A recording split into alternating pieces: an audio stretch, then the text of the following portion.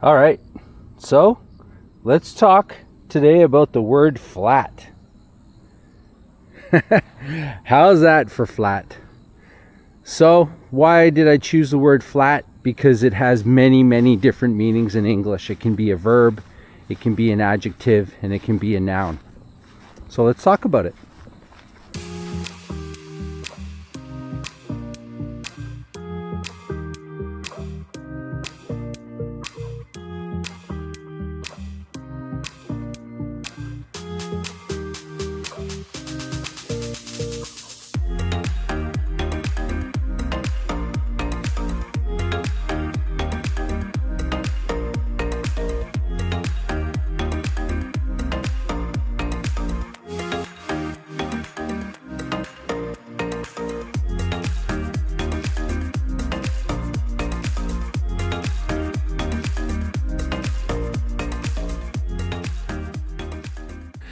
So I happen to be at a castle here in Tottori, Japan, and I found a very flat spot here where a castle used to be.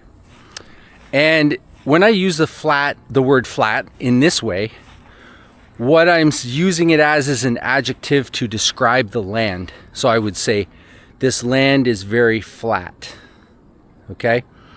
And so it's a common adjective. You know, we use it a lot of times to explain something that has no hills, has no bumps, you know.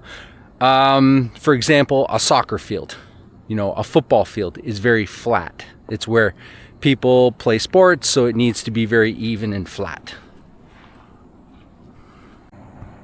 The word flat can also be used to describe a house or an apartment. So you can see here, there's some areas here that there was once probably a little house of some kind.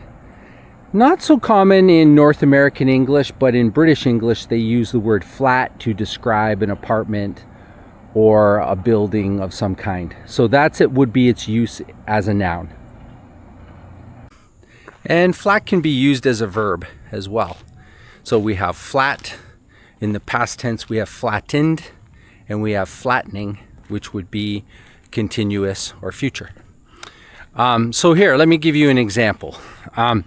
Here in the castle, for people to walk around, they maybe would have had to flatten, or they flattened the ground.